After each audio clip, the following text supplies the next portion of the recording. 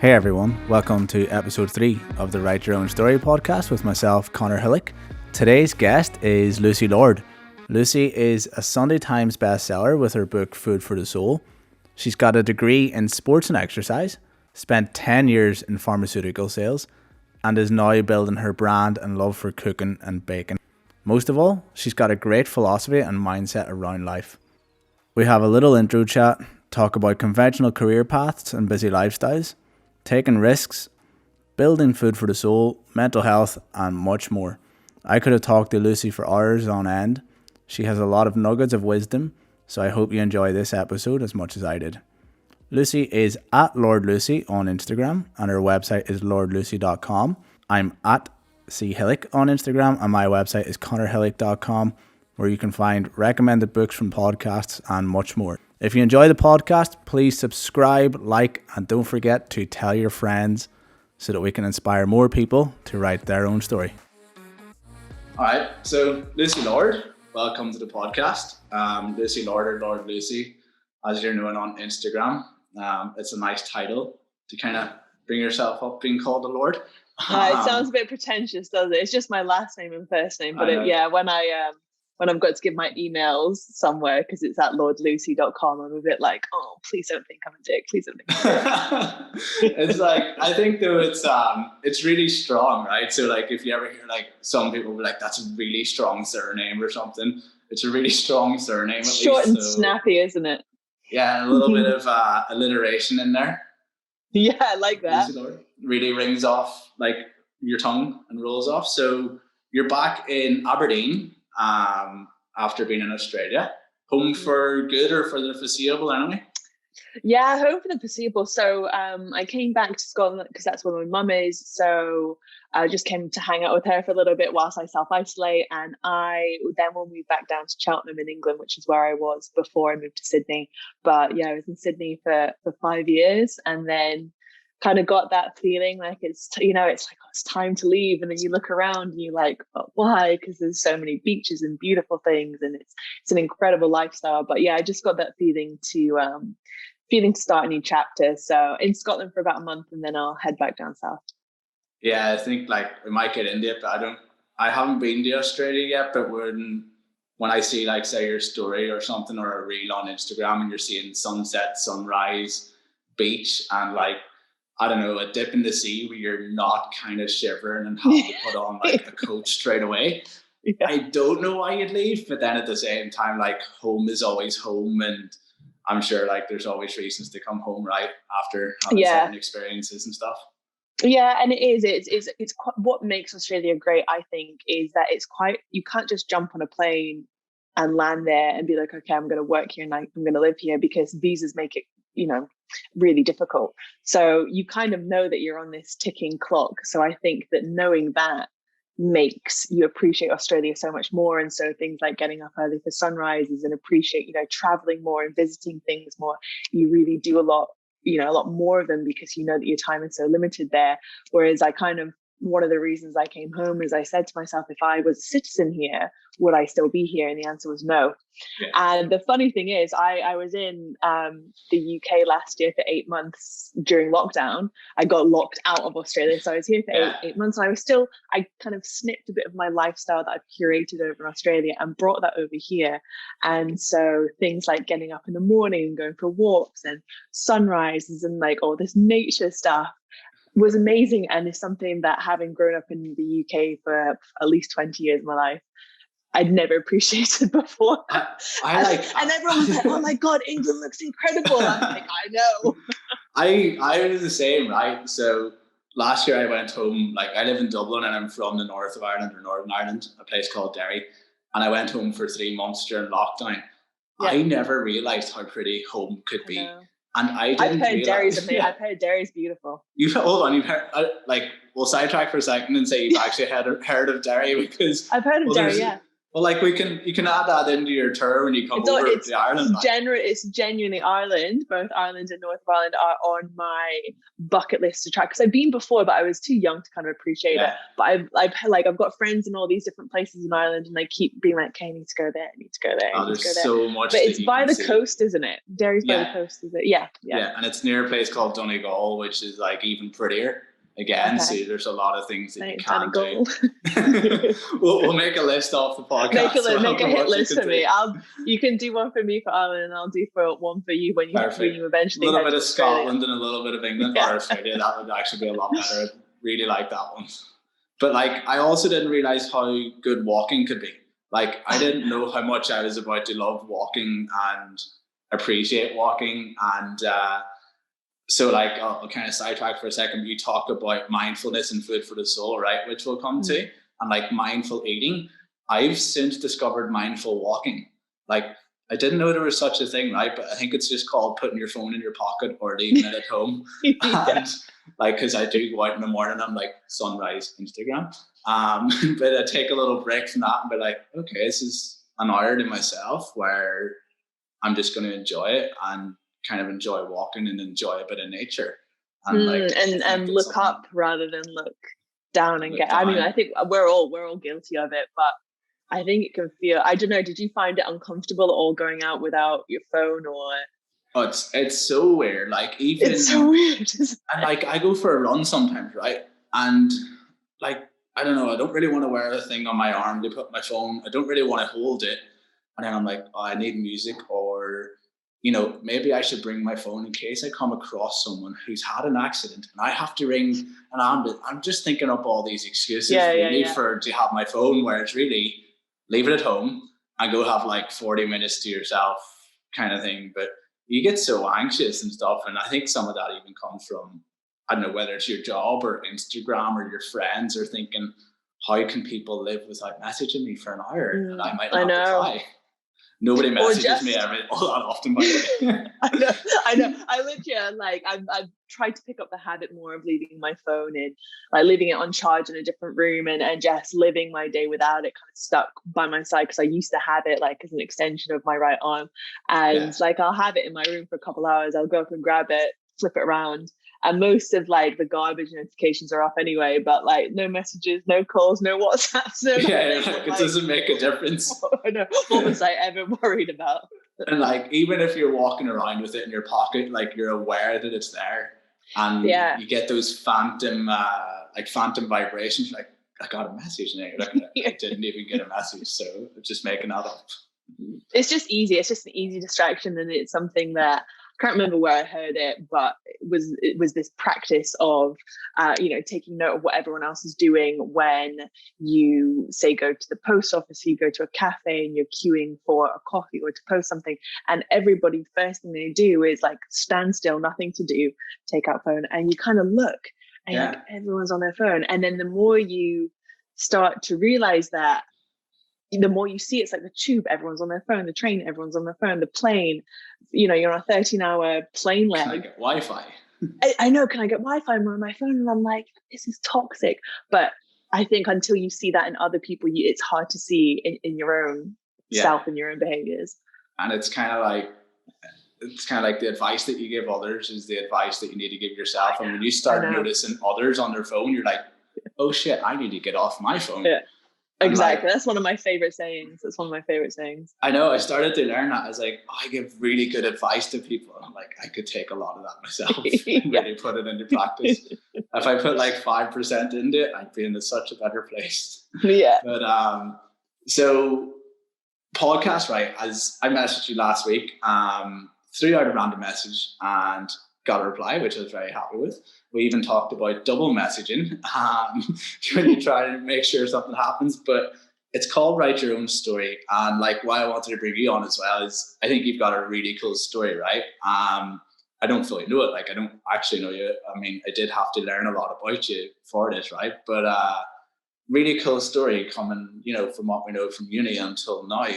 And that's why I wanted to bring you on, and a really cool like outlook on life by the scenes of things. But you've gone from, like, you can correct me, right? But you've gone from a sports university we did a little bit of horse riding, show jumping, equestrian, or what was it? Yeah, get good research. Yeah, that's right. I believe you, and I appreciate it. But yeah, at uni, I did a sports science, but the reason I went to that university specifically was because it's part of a University of West England, Bristol Uni, but it's a campus that's based a little bit offsite, similar to Loughborough. It's Hartbury University, and you could go there to kind of follow your sports alongside your university degree. And so a lot of the rugby players go there, I think golf, football, agricultural, but also it's got a huge like leading equine side. So I was really into my competing and horse riding. So that's why I went there. I've done a little bit of show jumping, and have you? So yeah, I took it up I was a swimmer, and then I kind of got dragged into this sport called modern pentathlon. And I did a little bit of horse riding around 1920 with my first time I ever got on a horse. And oh my God, I was shit scared. Like everybody in like equine or horse world or whatever is so comfortable around a horse. And I'm like, this thing can kill me essentially. It'll throw me off, or it'll kick me, or it'll do this. But such respect, like, and had such good fun and got up to jumping and whatever. So it is a very nice sport. But so that's my small experience with it. But yeah, I love it. You got from that then into pharmaceutical sales, right? Which is a complete, I don't know, from sports to pharmaceutical sales, like unless you're involved with providing performance enhancing drugs, they don't really link together. But you went from there to the cookbook and food for the soul and the recipes and the website. So how'd you go from university pharmaceutical sales, and where does like all this grow to Lucy Lord today? Yeah, it's funny when you look back at it, because it, like, now in hindsight it makes sense and you can connect all the dots, but at the time it was kind of like, you just kind of lean in more towards things that you enjoy or sound good, and then you fail and you come back and you try something else. And so it's kind of a little bit of that, but it was my boyfriend at the time had said you would be really good in pharmaceutical sales, and I think one of his old girlfriends had done it, and I didn't even know it was a job, just didn't even think about where vets or doctors get their drugs from. I'd heard of all these big companies, Pfizer and all the rest, but I didn't connect the dots. And so I started to look into it, and a girl I went to uni with, who I was friends of friends with, was working in pharmaceutical sales. So I reached out to her and likewise sent her about 6 emails, 6 messages, different ways to connect to her. And she replied and was really helpful and told me about these jobs. And I was like, oh my God, it sounds amazing. They give you a car, you kind of dictate your own diary, you drive around seeing vets all the time, you're helping animals, nothing like that. But in my head, that's what it was. You have to fancy it up. Yeah, exactly. In my head, I was like, oh, this sounds so good. It sounds too good to be true. And then, just it's quite a hard industry to get into, because a lot of the time, if people like the job, they stay in it.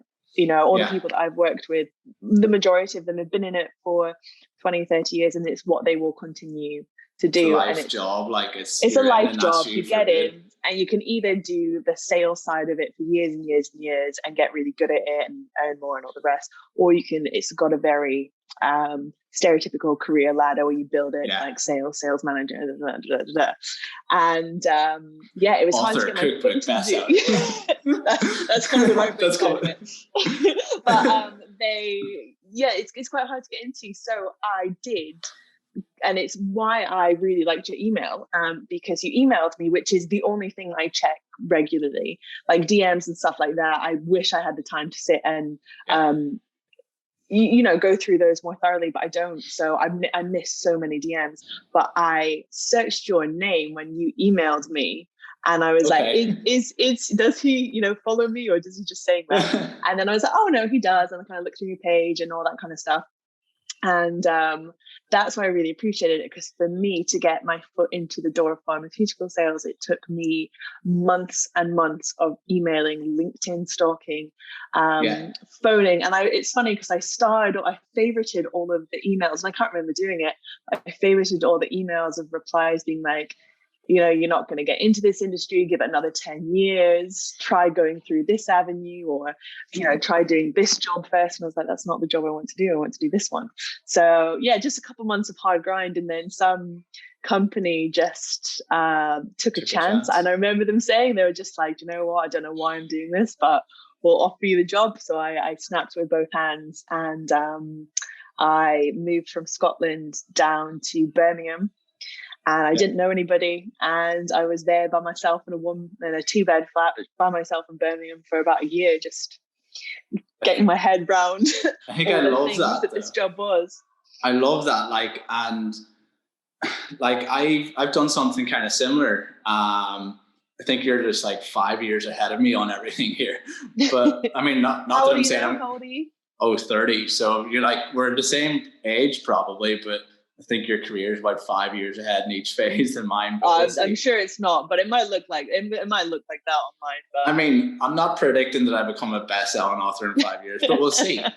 But like, so I did like finance degree, and then I did a master's in strength and conditioning, and I coached in a CrossFit gym, and I've gotten into aircraft leasing, which is buying, selling, and renting airplanes. And I did it very similar to you, where I made a cover letter and a CV, and I just sent it around all these companies, and I was just like, this is my only chance. And I just tried to like sell myself essentially in a way, and you know, how I could do it. And there was like a same kind of thing of, oh, this is a really hard industry to get into. You need to have this, you need to have that. And again, then luckily someone took a chance on me. But I think it kind of comes back like into things in life and philosophies and things you probably even talked about a lot before, of like, if you don't put yourself out there, you're not going to achieve something. And, you know, I think fear always holds you back on these things, and you have to take a chance, and you have to send 2 or 3 emails sometimes. Like, I mean, as long as you're not going to get blocked by the person, there's a certain limit of how you do it. But, you know, you have to really push out if you want to get to something, and then go from there. So pharmaceutical sales, like, did you love it, or did you not love it, or how did it kind of go? I think at first I loved it because so I went to uni in England, but I was in the schooling system in Scotland. So I went to uni when I was 17, which is a year behind, and they do 3-year degrees, whereas in Scotland they do 4-year ones. So I was 20, coming out of uni, stepping into this, decent job, like proper career, and the rest of my friends were still, just starting uni or halfway through uni. So it felt very much like, I'm on my way of, making millions or whatever I wanted to do at the time, whatever success set was. For life, like, and it's what you start to think of, and you're like, I'm set for life. This is success. It's going to this job and having a bank account and a statement, and whatever. Exactly. And I didn't, and though, I mean, for me, it's been one of the biggest teachers of my life so far, because it was a job that I find quite uncomfortable, because I'm quite shy by nature. And so going into a vet clinic or a vet practice with, 18 vets there, and having to do a presentation on an anesthetic, and it's a high pressure job for them. It's stressful for them. So they're not always nice to me. And so I think it was a huge learning curve in terms of that, but also actually selling and having to, what it's changed my perspective on is that everything is sales. And I think that often we look at sales as like the stereotypical car salesman coming in and feeding you bullshit and lies. So you buy this car that's overpriced. And obviously it's nothing like that. But it made me realize that everything that we do in life, whether it's going on a date with someone or sending your CV off or selling your product, it all comes down to sales. And so it was a very, very useful lesson in that. But over the 10 years, I've loved it. I've hated it, everything in between. But it was very, very useful for a lot of things. That's so true, though. Like if you go on a first date, it's essentially a sales pitch, right? A 15, 30-minute sales pitch. If you want to get a job, it's a sales pitch. And like, there's an element of, as you say, like the used car salesman thing, but really it's like being yourself, but portraying yourself in the best way possible in that sales pitch, and, learning how to bring that across. And I think even, what you can learn from that is, like, for me, it's been this jump to say, have a podcast, but I had to try and sell that to you somehow to get you on. But thankfully it was by sort of being genuine and not, pretend Yeah. I followed you, as you said, Exactly. but actually did. Exactly. And like you said, there's an email that I checked just before I jumped on here whilst I was downloading Zoom. And it was like, hey, some kind of sponsored partnership with you. And I was like, well, this is obviously generic. I just delete, I don't even read them. Like, it's just generic. Whereas yours, you could see straight away. And it's funny because everything I see now, everything I read now is from a very sales perspective. And what I do when I email people is, I research them, I look into what they do and why I'm reaching out to them. And it takes a little bit more time, but I think it hits home a lot harder. And like you'd mentioned things like Dips in the Sea and Welcome Back to the UK. I was like, oh, this isn't just a generic copy and paste. And I think that it shows that you invest time in. And so, my responsibility would be to invest time back into that. So it's funny. It's sales is, like you said, it's everywhere, and that's how I see everything now. It's all like a matrix of sales. I don't know if it's a good thing or a bad thing, but it probably is. A good way to separate it out. But like, it's nice to be able to tell one from the other, like what's genuine and what's not. Yeah. So Food for the Soul, right? It really surprised me that you only picked up cooking like late in life. Mm-hmm. And I'm not bullshitting you, by the way. I have it. Thank you. I wasn't going to put you on the spot. I do have it. I do have it. Thank you very much. But I will be honest, and I haven't yet made anything out of it, so I will get around to that. So you kind of talk about, right, how we're all so busy in life right now, and like that's my biggest guilty thing, right? And I think if I bracket a lot of, like, say myself and yourself and age generations around us, millennials, we have jobs that like will look after us quite well, and companies these days will, as you say, right, you've got the car and whatever that you've viewed going into pharmaceutical sales, but a lot of people now, or companies now, will supply breakfast and they'll supply lunch and they'll supply dinner. So you don't have to do anything in your life, like really, except for turn up for work. And with COVID, people start to work from home and they're like, oh shit, I don't really cook for myself, so now I need to. And like, I love cooking, but I don't really do it. And last year I actually got into baking sourdough. Yeah, full cliche, went there. I'm yet to do that, and that's my next. I think that's I'll teach you sourdough, and you can teach me everything else. 4 to 5 hours a day I spent on that sourdough, by the way. Like, that was my baby. Oh, it was unreal. Exactly. I got fully into it. Like, I got into all these different methods, from kneading to stretching to the proving. Like, there's a float. You can go down so many rabbit holes, but it was class. I loved it. I don't do it now because I have got too busy again. But not really. But like, back to the point of it is that in Food for the Soul, you're kind of saying, take that time to make your own food, essentially, right? To cook your meal, to know what you're putting into your dinners and your breakfasts, and then also to enjoy it without eating it in the car, without eating it at the desk, at the laptop, and, put your phone down, be mindful when you're eating. So what I've loved about it, like looking through it already, is that it's a bit more than just, here's a recipe, go do this. It's like, hey, this is my philosophy as to why I'm doing these recipes, and this is what I've learned from my life. And then here's a note as well on how to change the recipe or how to store it. And then that makes it much more applicable, I think, to people and their lives, right? And like how they can actually build it into breakfast, lunch, and dinner, and a bit more and beyond.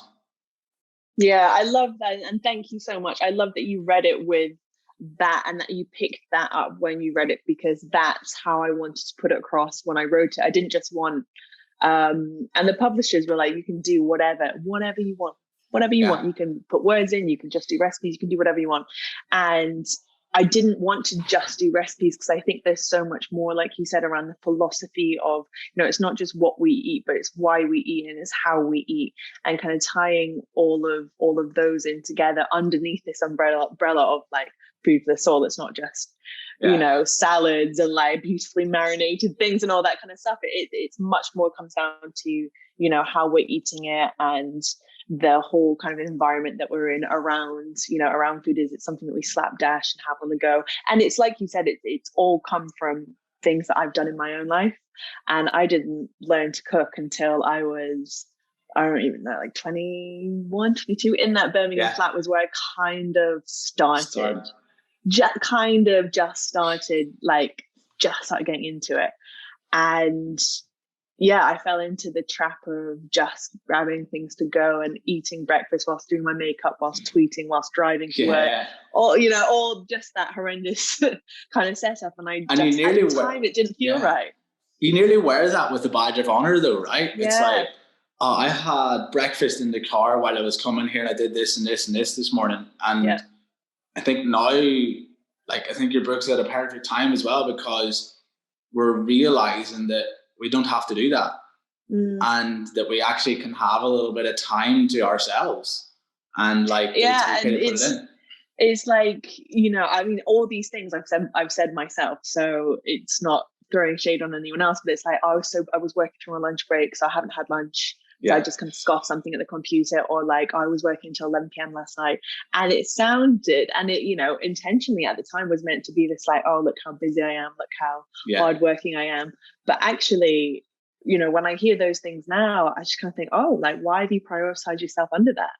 Or it's if I find myself thinking that now, like thinking, oh, you know, I'll just keep working. It's nearly midnight, but I'll just keep working. I'm like, well, why are you prioritizing this over sleep? Like, is it for validation? It's all those kind of conversations that spin off it. But and it's like, I'm glad that you read that. But I know, because I've gone through all those ins and outs and ups and downs. I used to tell people, why would you work at that time? And then I went corporate and I was like, I'm working till this time, and then I've come back out of it and gone, no, I'm leaving now to go train, or to go chill out, or go for a swim in the sea, or whatever it is. And I think that's what's good about it. So let's say if someone picks up Food for the Soul, and they know how to cook, but they haven't been cooking for a while, and they want to actually claim back that little bit of time and start cooking a little bit again, how do you think they should go about it? Or just read it and go with it? Or what do you think? I mean, like, when I pick up recipe books, and I love recipe books. I love everything to do with food. I love like food magazines, everything. When I go through them, I tag the ones I really like, whether I like and sound of it, or whether I'm like, oh, that's something I can have easy for lunch, or whatever I'm thinking. But I think if you're just getting back into it, one of the easiest things you can do is just start to make small changes. And so there's a couple of recipes in there for like butter coins, which I can't even remember how I came up with. I had a Google butter coin when I saw it. Yeah, I think it's something I just came up with, because you can get these flavored logs of butter. You can like, they already exist in supermarkets and stuff. But for me, because it's just me living by myself and eating by myself, I'm like, mostly, I'm like, oh, well, I don't need a whole log, so I'll just slice them up and then I was like, what can I pour them? When I was putting them in the book, I love that. They kind of look like coins. Yeah, that's class, because I live by myself, or have until about 2 days ago. I have a housemate that moved in. But anyway, basically live by myself. And my excuse was always, I live by myself, so I may as well just buy food each night. You know, there's a place down the road, there's great, like, you know, salad bowls, whatever it is, and like healthy stuff. And I'm like, oh, well, if I spend whatever it is in there, it's basically the same as spending it in the super value. And you think that, you know, and I think people that do live around by themselves and stuff have that excuse, especially as well. Yeah, and it is like, and I think, you know, if you don't enjoy cooking, then don't cook. You know, I've got loads of friends, I won't name them, I've got loads of friends who don't like cooking, and they don't need to cook because they have the facilities to eat out every night, or to, you know, buy food every night, Deliveroo, Uber Eats, whatever. And that's absolutely fine. There's no problem with that. But I think if there is something in you that quite enjoys that creativity side of it, or, you know, for whatever reason, you can't eat out every night, you know, you can't go to the shops and just buy a ready-made lunch or dinner or something, or you want to just challenge yourself and try something new in the kitchen. And that's where I think, okay, just pick one recipe, just pick one thing, like a butter coin, and just put it on your steamed vegetables or something, and it completely changes. Like, my favorite at the moment is to have a butter coin under like poached or scrambled or soft boiled eggs or whatever it is, and it changes the dish. And so I'll probably have eggs on toast every morning for breakfast, because I'm just boring like that. but it tastes different every day because it's a different butter coin on there. And do you add the butter coin after you've cooked it or when you're cooking I spread it on my just toast. on the I spread it on my toast. Yeah, I just spread it on my toast, like I would usual butter. Are we on sourdough or what are we on? Oh, if I could, sourdough. Has to be. Come on. I know it is, and yeah, I haven't made my own yet. I should learn how to. But if I was in Sydney, it'd be sourdough because they have bakeries in every corner. Yeah. I mean, I'm not allowed out the house, so I haven't sussed out the new Scotland bakeries. What's here? But I'm not that fussy. Just you're all right with a little white pan of brown bread. I'm all right. Yeah, I'm all right with whatever seeded bread, any bread. So food for the soul, right? I listened back a little to your first podcast with Darren and James, right? I think it was, I don't know, whatever it was. And I think Darren kind of says, oh, maybe you'll do a cookbook someday. And you're like, yeah, I'd love to. And I think this is like 2 or 3 years ago. I don't know when it is. I'm guessing, right? And you were like, yeah, like that would be the aim or something you'd love. And I think in it, you've got like 12,000 followers, which is now 70,000, right? And you've got, maybe you had just launched the website. I'm not fully sure. I think so, because banana bread had just gone viral by the sounds of things. So I was listening back and I know you're big on your manifestation, a little bit of meditation and everything. So was the book a thing back then, or was it something in your head that you'd always loved, or how did it ever come about? And then is that something you manifested, by the way, or not? Yeah, I haven't listened back to that podcast or any podcast I've done with them. I'm too self-critical to listen back to them because I know I'll be like, when you hear your own voice and you're like, oh my goodness, here, by the way, you have to listen back to this one because it's going to have about 5 listeners. Most of them my mum at the start, but we'll get there. We'll build up. I'll listen to this. I will listen. Even if you just hit play and lower the volume for the whole time, that's okay. I haven't listened back to that one, but I think off the top of my head, it wasn't last year. It was probably the beginning of the year before, maybe 2 or 3 years ago. Yeah. But it'd be interesting to listen back to it actually, because Darren and James, both of them just have such big projections. Think huge. They're like, yeah, you can do whatever you want. Whereas my mind is not built like that. My mind is, similar to what you said about the podcast. It's like, who do you think you are? Yeah. Right? Who's going to buy your book? Who do you think you are doing this? And that was the first thing that came to my mind when a publisher approached me, and it was before I'd started the website. It was just over 2 years ago, and they said, hey, I think you can. Yeah, I think you'd be able to put a book together. And it started off as something that, maybe we'll self-publish, and then it got a bit more backing, belief behind it. It was like, no, I think this could be something bigger. And I was sat there I would love to, but who am I to do that? And who would buy my stuff? And I'd still burn my toast. So who's gonna believe me? But yeah, as the journey's kind of gone along, it is that whole self-belief. And if you don't, if you're not your own biggest leader, then who is going to be? I think it's like, kind of like we said at the very start, right? Which was the advice you give is the advice you need to take. And I feel like, from what you've had online is that you give out really good advice to people, but then you'll kind of sit there maybe and think, but I can't really do that. But then, as you say, you have to become your own biggest believer, your own biggest fan. And it's kind of the whole, if you don't love yourself, who will, right? But it's obviously a very hard thing to do, though, and to believe in yourself to get out that far. But obviously now with Food for the Soul, it's happened, right?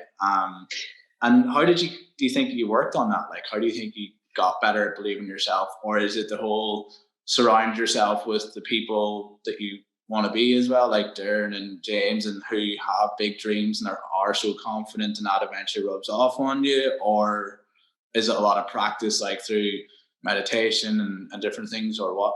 Or all the small things combined? I think it's a combination. I think your environment and who you surround yourself with is huge. And so, those, for example, but, because they're big players on social media space and they happen to be my closest friends, it's easy to see that. But then I've also got friends who aren't on social media who do incredibly well.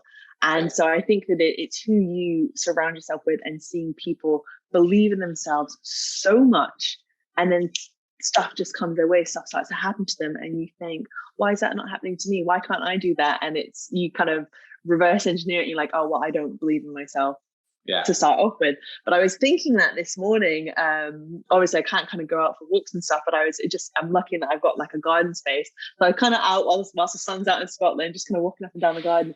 And I was thinking how funny it is how I have changed and developed as a person.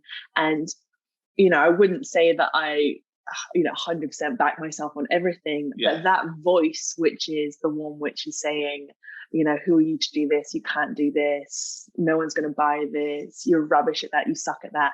That voice, which used to be very dominant, it's still there, but it's a lot more quiet. And I think that other voice, that other belief or action, which is, oh, if you like it, why not try it? Why not? If not you, then who? And I think that one's got a little bit louder, and the fear of failure has kind of got a little bit smaller. And so I think it's just that transition working out, but you can only really do that through practice, like until you've done things, failed, and then started again and done something else and done well at it. And then you're like, oh, maybe I can do this thing and this thing and this thing. And I think it's, just putting yourself in those situations time and time again until you start to think, oh, do you know what? Maybe I can't, I want to do this. I'll give it a go. And if I don't, then it doesn't matter. I'll do something else. And I think like with that, it's, you try something, and as you say about failing and whatever, and then going again, you have this element of fear, right? And then you try something, and if you do fail, you're like, okay, actually failure wasn't that bad, so it's okay to fail. What's the worst that could happen? Exactly. And it's like, I'm going to learn from that one, and then try and get a little bit better the next time and the next time, and hopefully that keeps going on. And I think as you said about the guys having their social media followings, and then your other friends who don't necessarily have social media, they're able to kind of put out a lot of confidence. But then what's kind of nice to also see is that, if we define success, which nobody can really define, probably as happiness, right? But what is happiness? And we can go down this rabbit hole. But basically, if we define success right now as just say bestseller, right? And then increase in your following, right? Which I know it's not necessarily success, but anyway, there was a girl that seems like she had to start believing in herself, and I think that's really nice for people to see, right? And this is why I've called the podcast "Write Your Own Story," because if we look at this, Lucy Lord was able to write her own story from a girl in college who couldn't cook, or university couldn't cook, the girl that tried pharmaceutical sales, which she viewed as really, really successful because she was going to make money and drive cars and whatever, to starting to cook, to then moving to Australia, and then gradually, yet still maybe didn't believe in herself, but put recipes out online, and then got a book deal, and now has quit her job and moved home and has all that happening again, right? So it's like, and that's why I've kind of called it that. But it's nice to see that you've been able to make those changes throughout or whatever, and implement small things that have accumulated into this one big thing online now, and a career or whatever, a success story. Yeah, and it's like you mentioned, it's you do stuff and you feel the fear of like, well, who am I to do that? But it, like, the whole book started with that, and I was making banana bread. And I didn't have much of a following. I think like a couple thousand. It was when James flew over 5 years ago. He flew over to Sydney, and he had maybe 1,000. And I think I was just above him. You were once above him, were you? Okay. Once upon a time, before he started his online thing. But like he was coming to stay at mine in Sydney, and I was making banana bread, and it was just as Instagram stories became a thing. Yeah. And so I was taking pictures of it, and then his friends who didn't know me would then follow me, like they'd see us hanging out or whatever, and then someone would be like, oh, can I get the banana bread recipe? So I used to type it up in my notes on my phone, screenshot it and send it over. And then as the years went past and as it kind of grew a little bit, and that was something that I made all the time, I put it as a highlight when Instagram put highlights, and I remember putting it as a highlight and being like, I can't believe I'm doing this. Like, everyone's going to think I'm so stupid for doing this. I can't believe I'm putting a recipe in my highlights. Like, who am I to do that kind of thing? I know, it's bizarre. I look back at it now and I'm like, why not just try it? Why not just do it? Yeah. But that's how it started. That's how the entire thing kind of went down. And I think it's that voice never goes away. That voice of like, oh, but what happens if you fail? I think it's just hearing the voice and then choosing to not listen to it. Yeah, like actually, so that's reminded me. So as I mentioned to you, which isn't online yet, but I recorded with Sinead last week, and Sinead Hegarty, for anybody that doesn't know, but we were talking about anxiety and mental health, right? And like that fear is what kind of is also implemented by anxiety, because it's like anxiety about failure and fear of failure. And as you said about like what's the worst that can happen, but Sinead mentioned this book, and I think it was called The Mind Diet or Mental Diet. I can't remember off the top of my head. But she said that for every negative scenario that she has, she now tries to counteract it with a positive scenario. So it's like you wanting to post a banana bread recipe and going, oh, why though? Like, and what if this? And then you go, well, the positive side is that if it does work out, it happens like this or whatever. And, you know, trying to think of changing your mindset that every time something negative is there, counteracting it with a positive, or even if it's not a positive, it's just a solution, and a solution how you're going to work on that and not have the negative. Yeah, or something that's going to stop, because I feel like what happens with anxiety often is, or in my mind, it just snowballs. It's like, oh, well, what happens if this happens? What happens? Blah, blah, blah, blah. And it just goes into this snowball of like all of these big fears, and it ties into other stories, and you think of something else, and the time that happened, and it just goes down a slippery slide. Whereas I think if you have a practice which interrupts it, so whether it's, you know, what Sinead says of, okay, well, you know, here's a scenario where it might work out. There's a part in Tim Ferriss's book, The 4 Hour Work Week, called Fear Setting, which is where you take something you're worried about and you kind of reverse engineer it and break it down into, okay, what's the worst thing that could happen? And like you write it out. And I used to think it was so stupid, and I never did it. I heard it loads of times and I was like, sounds like rubbish, wasting my time, which ironically I've done to everything that has changed my life. And I remember doing it about a few things, the book included, leaving my job included, and being like, worst case scenario isn't even that bad. But our minds and, you know, anxious minds tend to put that on loudspeaker, and even counteracting it with, you know, when you think, well, what happens if things go wrong? I find that even counteracting it with, well, what happens if it works out? And your mind suddenly goes blank, and it's like, because we don't tend to snowball into the positives. It's like, oh, I'm going to get this, I'm going to get, you know, I'm going to be secure, I'm going to get money, I'm going to, like, our minds don't work like that. You just suddenly start counteracting a problem. You're like, oh, what happens if it works out though? And you're like, oh, pretty good. That's amazing. Yeah, cool. And like, I've heard that one from Tim Ferriss and Fear Setting. I've never done it, so maybe I should start doing it. It's similar to like journaling and stuff too, though, or putting things down just and realizing. So I think I slightly did it with the podcast, but not massively. I probably talked about it in my head, but what I did one day was I bought a whiteboard and I just stuck everything there. So a bit like a vision board, but just started to write it down so that I only saw positive possible outcomes on it rather than negative thoughts in my head. And I kind of changed the tone of everything. And with that anxiety, one of the things I thought about as one of the books that helped me the most was The Obstacle is the Way.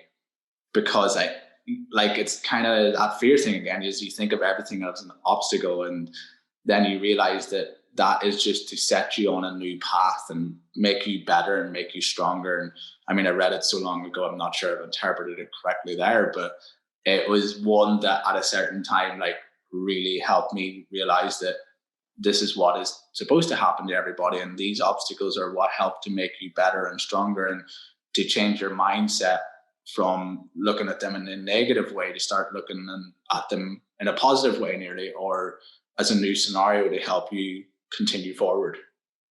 Yeah, I love Ryan Holiday's one of my favorite authors. Have you read Stillness is the Key? I haven't yet, but like, I am the least still person in life. Like, I'm really trying to improve upon it with like my walks and everything. Like, walking and dipping in the sea is what keeps me most still. But like, if you were to come across me, it's like an element of ADHD. It's just like, what's going on here? You should. Well, maybe. I mean, it sounds like you're doing a good job of it at the moment. No, I will listen. Tell me. Stillness is the key. Is incredible, but it's very similar to Obstacle in the Way, in just the way that Ryan Holiday writes. I really like, and kind of not debunks, but takes these methods and makes them so normal and makes them normalized and easy to digest. And like Obstacle is the Way, we were saying at the beginning, it's funny now because I can look back on my journey, for example, and see all the dots connecting. And if I hadn't had this job, then it wouldn't help me be who I am now. And if I hadn't, been declined that, or had this, or blah, blah, blah, it wouldn't be what it is now. And so it's taking everything that comes in our path and being like, okay, how can I best utilize this? If it goes right, you go down one path. If it goes wrong, okay, great. And having that kind of mindset. And I can't remember where I heard it. It might have been one of my friends who was like, whenever something goes wrong, I just think, okay, great. And I'm like, what is wrong with you? But the more I thought about it, the more I'm like, actually, that's a really, I think it's a really useful way to think about things, because something's gone wrong. Okay, great. How can I pivot? And it's about kind of failing forward rather than just basking in this catastrophe of everything that's gone wrong. But I really liked with Obstacle is the Way, it's how he framed, things going wrong or things not going as we expect them to go or as we want to go, into a new opportunity to grow things. Because often what we want and what we need are different things. And if everything happened as we wanted to, we wouldn't then experience so many other things. It would be so boring as well, though, right? And like you wouldn't appreciate other things. Exactly. If we knew what was going to happen in life, it would be. And if everyone was the same, it would be boring as well. If everyone had the same opinions and, I don't know, morning routines or whatever, it would be so boring. So it's a good way to kind of color in the life. I think I'll have to make sure that by the end of this podcast, by the way, we get an infamous or famous probably Lucy Lord quote, by the way. So we might take that one for now, so we will. But I also love that you said pivot, because I think that's what life is in a way. It's a series of pivots, right? And if we go back to you saying that you were going to go to become into pharmaceutical sales, and we talked about it as like a life job, right? And a 30-year thing or 20-year thing, and you probably thought you were set and whatever. And I'll preface this with saying it is okay to stay in something for 20 to 30 years, and fair play to anybody that can, because in a way I wish I could, but like I just mentally cannot, right? But like I think we should say that is okay, because now it's glorified that you shouldn't. But in another side is that the skill and the ability to pivot is so like strong, and it's really good to have, because things always change, but also because you're then less fearful of things going wrong, because you go, well, if it does go wrong, that's okay, I'll just pivot this way and do something else. And I think the generation above us were like, or two generations would be kind of saying, you don't change job every 2 to 3 years. It doesn't look good. Whereas we're like, what can I do now? And what can I do next? Because I'm bored. But, you do want to pivot that little bit. And it's such a good skill to have, because it can keep you moving forward. But also when you do hit those obstacles or roadblocks, you might feel a little shit initially, but you can then pick yourself up and pivot this way and get a little bit stronger and a little bit better, and appreciate that that's okay for that to happen. Yeah, and even in the corporate environment, being able to pivot, because nothing ever stays the same, and companies get bought out and merged with other companies, and managers change, and the way that things are run change. Everything changes frequently. No year is the same year to year, and just having that ability to change. And I remember in my first pharmaceutical job, I think I'd been there 2.5 or 3 years, and I'd just been headpicked by another company to move. And I was like, I'm fed up of this first company, things are changing, I don't like it. And the new managing director at the time bought everyone a book that I still need to reread. I think it's called Why Steal My Cheese or something, but it's all around change and adapting to change. And I look back now and I see how opposed I was to dealing with any kind of change, because you have in your mind this constant of this is how it should be. This is how other people should work around me. This is how my sales figures should be. This is how, my bank balance should be. This is exactly how everything, like a real rigidity to life. And life just doesn't work like that. And if COVID has showed us anything, it's exactly that. It's like there is no rigidity to life, and the more flexible you are with being able to surrender and be like, okay, it's not what I thought it would be. How can I make the most of the situation? Just the easier life is. There's just a much less resistance, and it's just a more enjoyable ride. It is, like, so much more. And the book, I completely forgot what I was going to say on it, but I had something written down as well about getting some book recommendations of you, but I think we got Stillness is the Key, which I'm pretty happy about. What does the future then look like for Lucy Lord as she comes back? Like, what's the plan, or is there a bit of a plan, or is it kept little to yourself, or is it like, fuck it, I've quit my job, I've moved home, I'm winging it, and I'm okay with it, and it's all going to work out? Pretty much. There's no plan. I wish there was a plan that I was keeping small to myself, but there's no plan.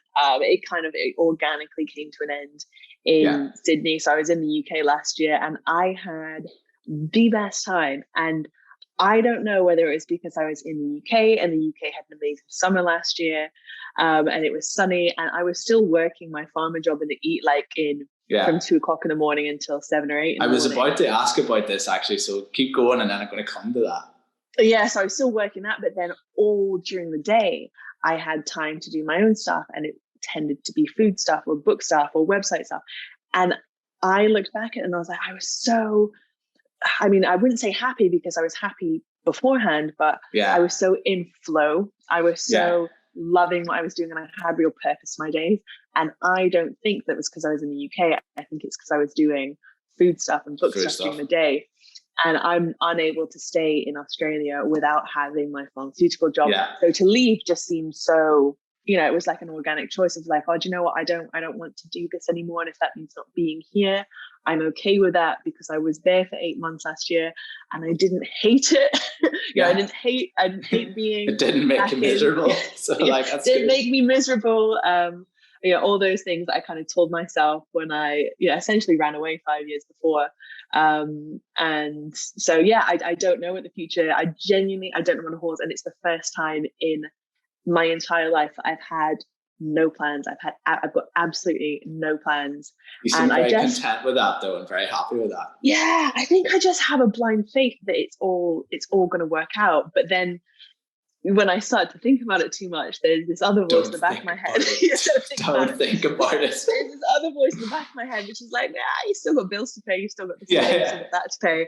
And I'm like, oh yeah, I don't actually, I don't have another stream of income. I don't have a job per se at the moment. Yeah. So it's that hopefully blissful period of time I'll be able to look back on, where I'm kind of sitting back and creating, okay, what do I want to do with my days? How do I want to make money? How do I want to, give back to the world, or do my thing, or what do I want to share with the world?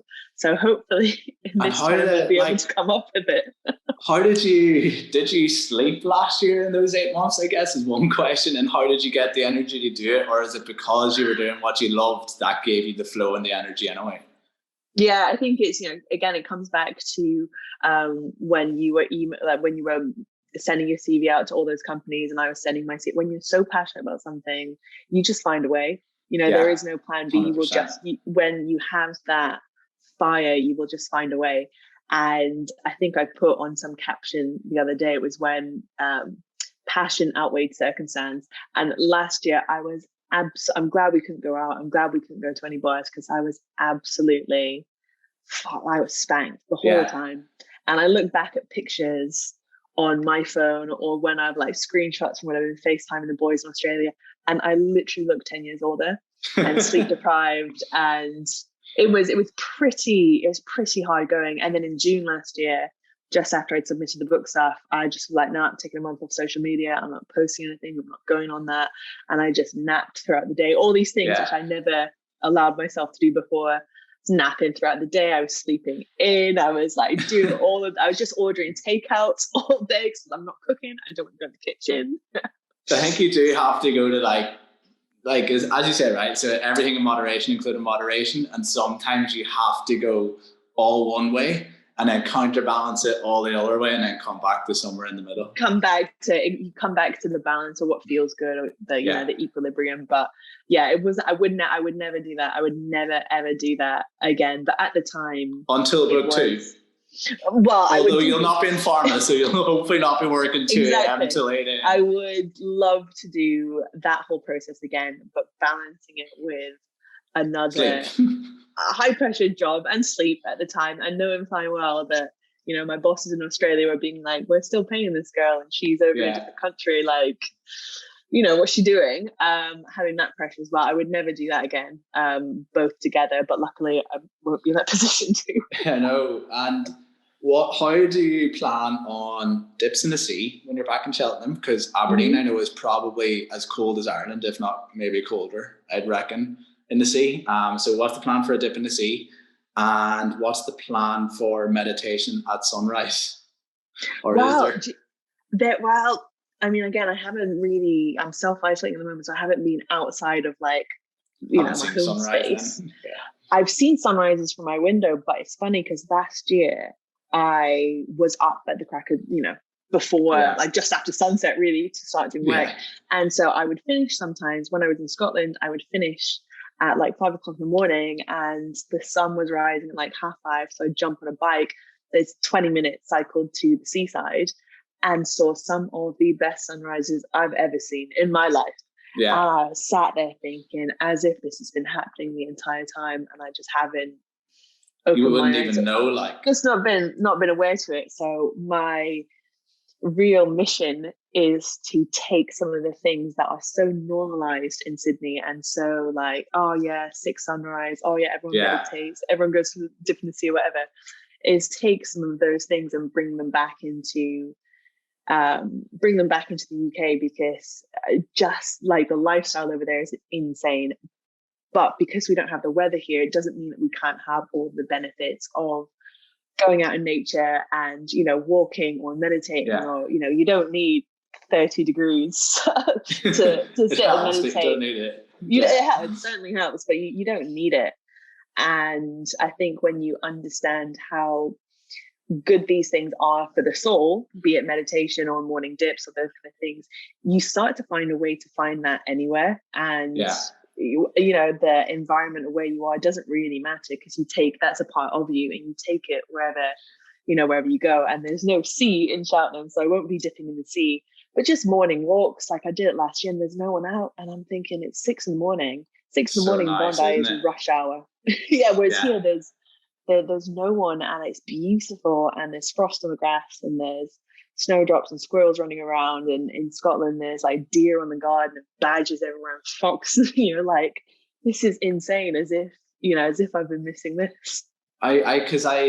So number one was like, I've probably kind of stolen, and I might have attributed to trademark, I can't remember, but a swim is for the body and a dip is for the soul. I have slightly stolen it, right? But it's the biggest belief I have. And I didn't really ever think the soul existed that much until I went to Bali a couple of years ago. And now I'm like kind of bought into that hippie side a little bit. There's something. Well, I'm embracing with you.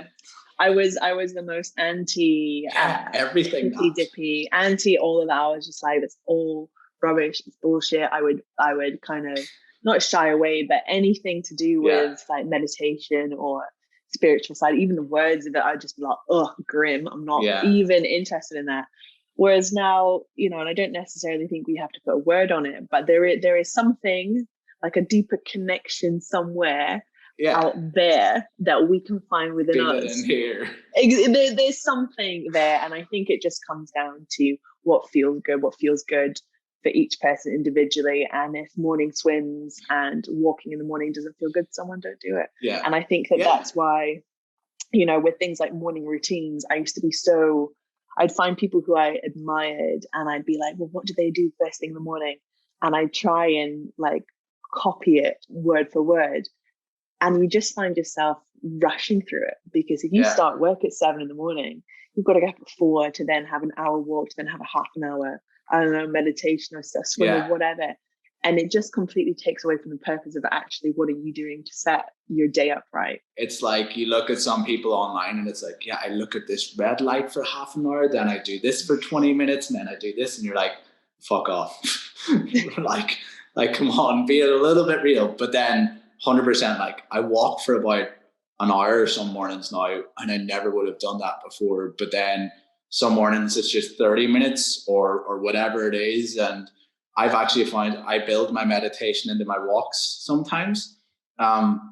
Went around YouTube, found a girl online, she does like walking meditations, and I just think I was going to say there's a practice called, I've done it before. So I was in some silent retreat in Bali. It sounds very cliche. In Ubud or something?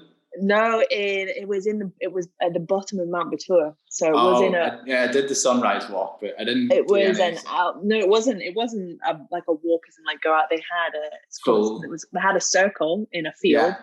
And your meditation walk was just like gently one foot in front of the other and to feel all the things. And I thought, this sounds like absolute bullshit. I'll give it a go. And I came away from it being like, well, that was interesting. Yeah.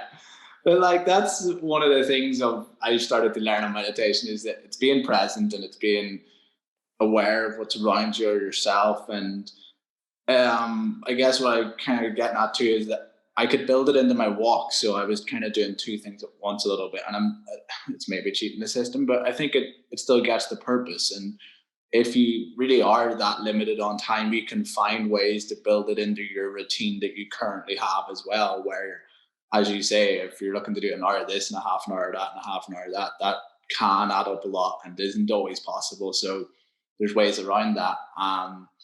On meditation, there's one thing I wanted to ask you, and it's like, what do you do then for meditation? Do you sit there? Do you have guided? Like, I know yourself and Darren posted a few things and you've got him doing it, but like, what do you do when you sit at that sunrise? Like, what do you think of, or what do you not think of, or not think of, but like, do you sit with nothing or do you sit with something? Yeah, it's interesting. And I think there's so many questions around it because when I'm 31 now, and I maybe started when I was 23, 24, and it was with Headspace, which is like Andy Puttingham. And you're like professional then at this level. No, if you've been at it 8 years. No, not at all. But that's who I started. That's how I started. So I think if you're just starting, then a guided is best because they kind of tell you what you should expect. Because if I'd have started 8 years ago and I sat there and I closed my eyes, I'd be like, well, I can't do this because thoughts are just bombarding into my mind. Whereas I think if you start with guided, it kind of teaches you a little bit more about the fundamentals, and there's a voice in the background to kind of anchor you to come back to breath. And as you go on, the voice becomes less and less and all that kind of stuff. And then I trained in Vedic meditation, which is where you're given a mantra. You go through a whole kind of ceremony and you're given a mantra, depending on loads of different things. But it's a mantra you're meant to keep to yourself. And you repeat that. It's like a sound, and you repeat that in your meditation. And Vedic or transcendental Vedic meditation is traditionally done 20 minutes in the morning, 20 minutes in the evening or afternoon. And now I find a space, I sit down, I close my eyes generally. I don't listen to anything. I don't follow Vedic really. But it's just, there's nothing in the background there. And it's just putting all those things into practice, but in my own way. So I don't close my eyes and think of nothing. But you almost become like, the way that I've heard it described and I love is if you're sat on a hill and you're watching the traffic below and the cars are your thoughts. And it's more about noticing your thoughts and not kind of getting caught up in them. And so thought will come along, and the whole practice of meditation is to come back to like the breath as the anchor, or come back to the moment as the anchor, or whatever it is, and just not get caught up in those thoughts. So it's probably a really rubbish way of explaining it, but it's classical Vipassana, I think is what it's called now, is where you just sit, close your eyes, and I put a timer on for 20 minutes, or I'm trying to work my way up. I've got loads more time now, so I'm trying to work my way up to like a long period of time. I'm really intrigued by it, like, because I know there's so many different ways and different things, and like I tried one last week where I did just sit there. I didn't have anything, no music, no quiet music, no guided. I only did it for a few minutes, but it felt amazing. Like, it actually felt so good. And I really enjoyed it. But like 14-year-old me used to visualize for swimming. when I was swimming, like I used to visualize my race. And but you said visualize for women, then I was like, all right. Visualize for swimming. That's actually why I repeated myself. I was like, my Northern Ireland accent got really strong when I said swimming. Everybody makes fun of that one. So like, I'm going to repeat that one. So sometimes it gets like a lot stronger, but yeah, I was like, I'll repeat it and say swimming. So you said visualize it for swimming. Yeah, so I used to do it for women. 14. So 14 years old. So yeah, I used to visualize my race, and I guess like that was just a form of meditation as well, in a way, like that I didn't ever know about, or manifestation. But like it can be so many different things, and that's why I'm always really intrigued as to what other people do, or what someone else is doing. Yeah, and I think if it's, go ahead. I was going to say, even if it doesn't work for you, you can learn a little bit from it. Exactly. And I think that for me, that's the biggest takeaway is not to listen. Like it's good to know what other people do in order to try it and try what works for you. But I was always taught, my meditation teacher always taught me, he was like, if you're listening to music, you're not really meditating because you're listening to something. Yeah. And whilst it's great, and it's definitely still a practice of mindfulness, and all those, like, meditation comes under that big umbrella of mindfulness. But some people would say baking is their meditation. Baking or being in the kitchen can be a form of mindfulness, but it's not meditation as the definition Buddhist of meditation kind of practice or whatever it might be. Yeah. As the Buddhist practice, exactly. So it's all kind of labels, but essentially, exactly, it comes down to what works for you. But I find it really uncomfortable to sit there with no music, no nothing, no voices in the background, no thoughts, because it's tempting to start visualizing and to start, okay, well, what am I doing tomorrow? What am I doing today? It's tempting, but the practice for me is about, I'm thinking and taking it back. And then I'm thinking and taking it back, and seeing thoughts and not being like, oh, I'm a bad person for thinking that, or I'm a busy person for thinking that. It's like, oh, that's a thought. Cool. Come back. Back. And like, I've heard you say that before about like the ability to sit within your own head and your own thoughts for 15 minutes or something, which a lot of us cannot do. But it's exactly that. Like, it's just realizing it's just a thought. It doesn't mean anything. It doesn't have to be good, bad, or whatever, indifferent. It's just a thought, and it comes. It's just a thought, and it's the stories that we attach to that thought, which is the narrative that we give it. But for me, it's not so much. Like, I rarely look forward to meditation. And Darren's loving it. He's like, I'm like seeing colors. I can't wait to do it. And I'm sat here like, he's done it 8 days. I've done it 8 years, and I still don't get that. Or not mushrooms once or twice, and then meditation. Classic.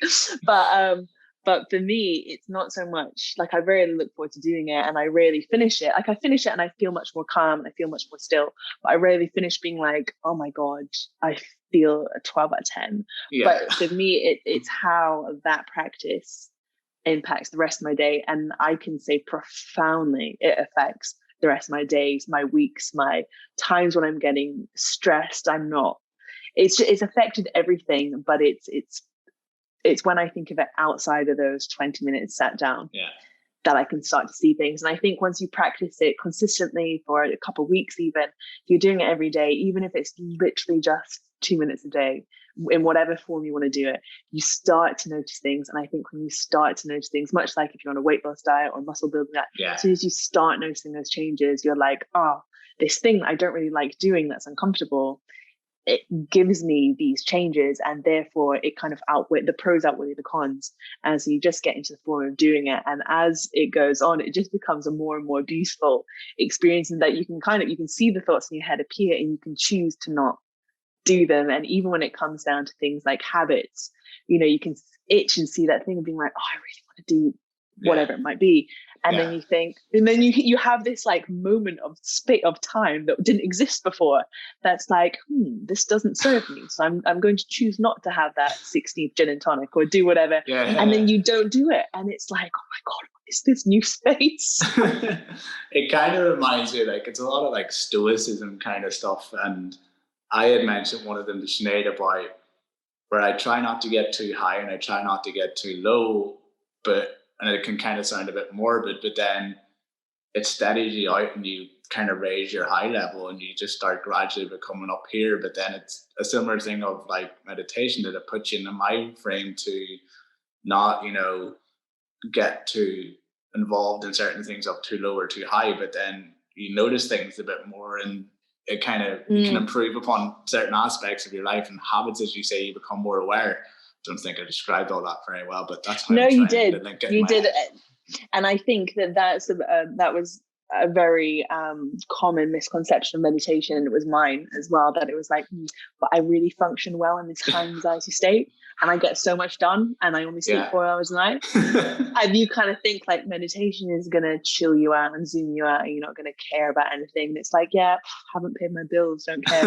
Whereas it's not about that at all. And for me, it only sharpens the pencil. You become so much more focused on what you're doing. And when I'm doing a task now, I do it without any distractions and without any like clutter in the mind, or far less clutter in the mind. And so you become a lot more laser focused, and you have a lot more clarity around what you do, rather than, like you said, this kind of preconceived idea of you just feel nothing.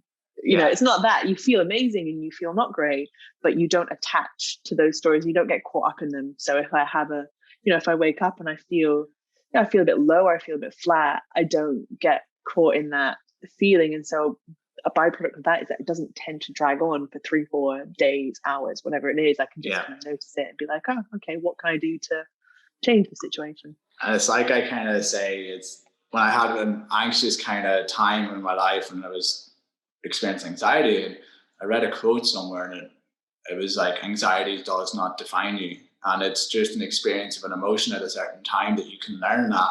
But it's the same with this, where it's like you wake up feeling a bit shit some morning because you could have had a shit sleep, right? And you're in a pretty low mood.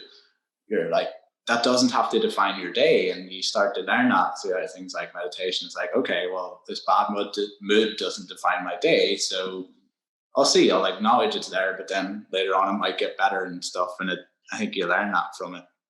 Or even just recognizing how you feel, stopping for 10 minutes or however long it is, and sitting down and being like, oh my God, I feel absolutely fried, or like I'm exhausted, or I'm, I feel really good in myself, whatever. Just stopping to check in with yourself. Because I, was the same as you. And I experienced anxiety for days and days, years and years and years, and didn't even know what it was. I just thought that that's how I lived. And it's not until you kind of sit there and become more familiar with the voices that are in our minds and how our body feels, that you're like, okay, this is how I'm feeling. And also, this is not how I need to be. I can change this. I do have some control over this. So I think it's an incredible practice for so many reasons. But when people are like, oh yeah, I just, I can't bring myself to do it, I'm like, yeah, I feel you. Yeah, I feel what it's like. God, I think we covered quite a bit. So I don't want to put you on the spot. I know everybody normally looks for the Lucy Lord quote, right? So, I think we've kind of probably got where you are right now. But what's your kind of like little Lucy Lord quote or mantra for right now in your life, maybe, and where you're at? Yeah, I think it's when someone's like, what's the best one you've heard of all time? And I'm like, I have no, like my mind just goes blank. Because when someone asks you, you're like, I don't fucking know. I'm no like, I don't know. And they're like, that's so profound. I don't know. I'm going to put that on a poster later. Put it on a billboard.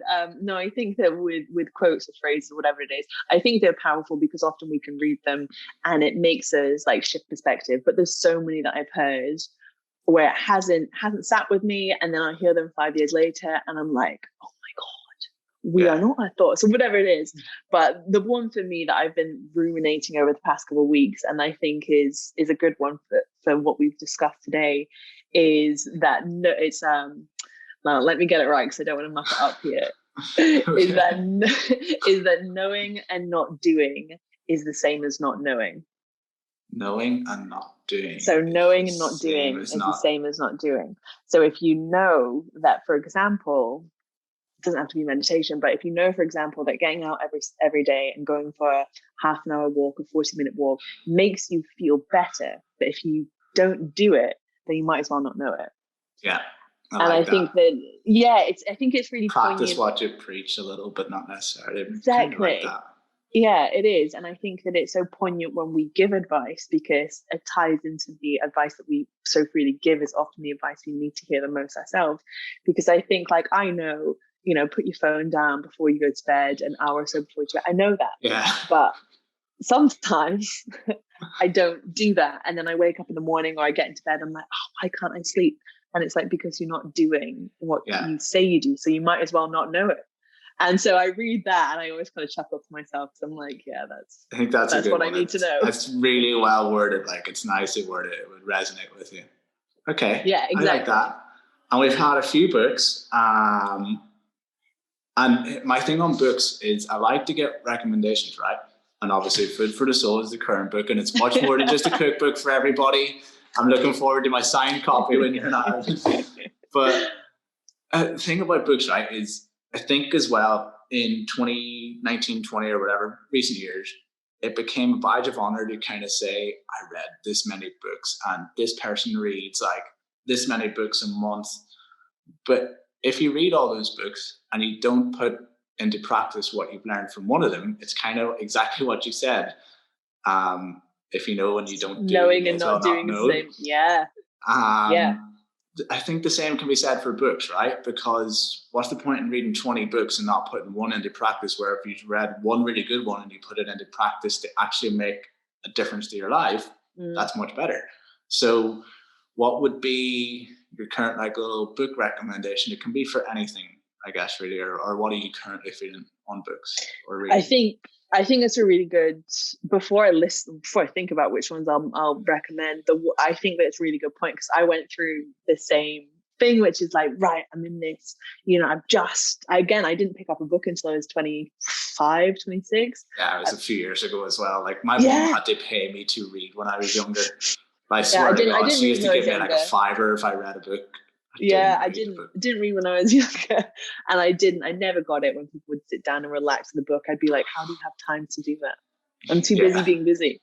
But then I got into it and I valued so much of the information where I was getting, and I became like a sponge and I just read book after book, and I'd be reading 3 books at a time. And then I can't remember again whether I read it in a book or it was just something that came around in whatever voice, but I was like, oh, if you're not putting the work in that the books give you, then there's a difference between reading the book and actually doing something with what you've read in the book. And there's no point reading all these great books if you don't then practice the lessons that you're picking up from it. But yeah, Stillness is the Key was a really good one for me because it speaks very much around finding stillness within the day, and I don't think the book at all uses the word meditation, which I think is quite good if you are a bit of a skeptic in it, which I certainly was. 10% Happier have you heard of that book? Yeah, I've heard about it, but I haven't read it. Okay. It's amazing. Because he's got an app as well, right? He's got an app and he's got a really good podcast. He has really good guests on, but he again was, AirPod's gone.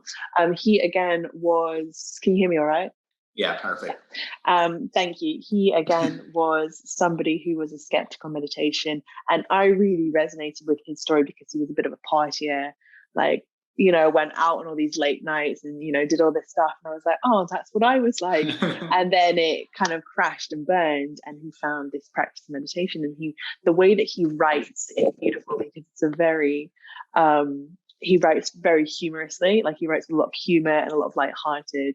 And so I think it kind of steps away from, like, if you're trying to get into meditation or stillness and you pick up Eckhart Tolle's, Power of Now, I remember reading that 6 years ago and being like, I have no idea what this guy's on about. I do not get it. And I read it now with different eyes, of course. But at the time I was like, this just makes no fucking sense. Every sentence finishes with the power of now. Yeah. And I just didn't connect the dots. So start somewhere a little bit lower, like. Yeah, or a little bit more like where it's real life.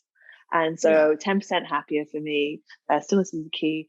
And another book, I think around anxiety and depression, Lost Connections by Johann Hari. I think Sinead also named it. So, okay, I've got that on two recordings. And that's one book that I read and I was like, I wish that I had that book. That would have saved me so much suffering if I'd have read that book 6 years ago, or would have made me understand myself so much better, and in a much less judgmental light. And then, why are you so shit at life? Why are you, why can't you be happy? You've got all this stuff. Why can't you be happy? It would make me understand that a lot better. And it's one that I recommend a lot to friends, especially if they're, it mentions nothing about meditation or anything like that, but it definitely goes more into kind of connectedness, and especially the modern world as well, which is stepping away from being properly connected. Exactly. So yeah, that would be another book that comes to mind that I really loved. Great. I've got a little bit of homework to do and a little bit of recommendations. I love that. Well, thank you very much. Funny one was, before I came on, my friends were like, "What are you going to talk about?" And I was like, "Lucy Lord." I had a few points, right? And I obviously did a little bit of research, but one of the things that I thought about before coming on was, or I didn't even think about it. So it was this morning, I had a Lululemon bag, right? I know we're also a big fan of Lululemon. I am head to toe Lululemon. Good man. I had a Lululemon bag and I looked at the side of it, and you know how it's got a lot of quotes. And I've never seen the quote before on the bag that I've had a long time. And it just said, "Listen, listen, listen, then ask intentional questions." And I was like, okay, today I have to listen a lot, and then I'll ask some intentional questions if I can. So hopefully we got there, and Lululemon inspired us or inspired me for today. So that was a great. Thank you so much. Thank you for your time, and thank you so much for your time researching as well, because I know that takes time out of your own day as well. So thank you. No, thank you very much, and thanks for coming on and for supporting me. And sure, look, if it takes off and gets a little bit successful, we'll come back again. We'll try again. And when you're in Ireland, you can let us know, and we can give you some recommendations and show you some of the nice spots and go for a dip in the sea. Yeah, I'd love that. Thank you so much, Connor. Thanks, Lucy.